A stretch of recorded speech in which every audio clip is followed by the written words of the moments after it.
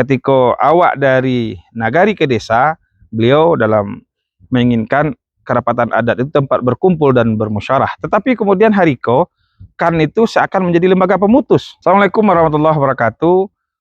Ada persoalan lain yang harus kita bahas adalah antara hubungan wali nagari dan kerapatan adat dan limbago adat. Itu juga menimbulkan problem-problem tersendiri di banyak nagari.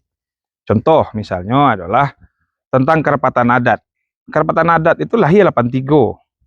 Ketika kemudian gubernur waktu itu, Pak Hasan Basri Durin, almarhum, ketika awak dari nagari ke desa, beliau dalam menginginkan kerapatan adat itu tempat berkumpul dan bermusyawarah. Tetapi kemudian Hariko, kan itu seakan menjadi lembaga pemutus.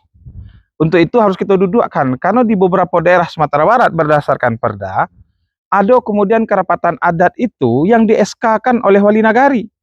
Nah, itu jadi problem.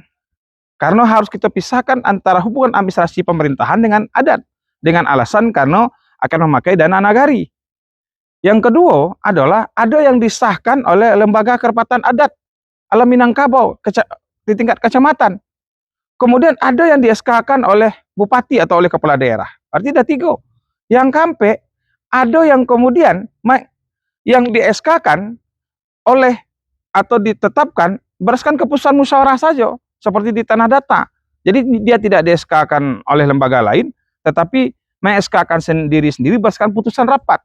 Itu yang harus kita dudukkan. Apalagi kemudian menjadi rancu misalnya, masa kerapatan adat di-SK-kan oleh lembaga kerapatan adat. Itu adalah 2 organisasi yang berbeda.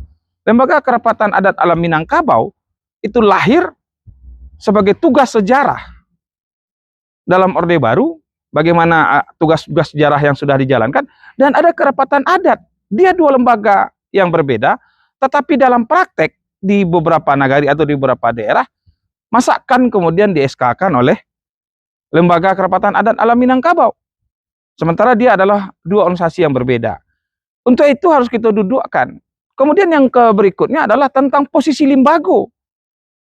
Dalam adat alam Minangkabau, limbago adatlah yang sebenarnya yang berperan dalam memutus, dalam menyelesaikan sengketa, bukan kerapatan adat misalnya. Ambo bicara dengan kawan para nenek mama yang ada di Bahkorkan, Badan Koordinasi Kerapatan Adat Alam Minangkabau, bahwa kemudian adat itu dibalian ke limbago. Ada ampe suku, ada pengulu pucu, ada orang 10, ada orang 3 baleh, dan tergantung adat selingkah nagari. Kenapa? Karena kerapatan adat adalah organisasi tempat berkumpul dan bermusyawarah para nenek mama. Bukan lembaga pemutus, karena lembaga pemutusnya ada lembaga adat. Menjadi lebih rancu misalnya, organisasi yang berbeda, kemudian meng-SK-kan organisasi yang lain. Ini harus kita dudukkan di Minangkabau.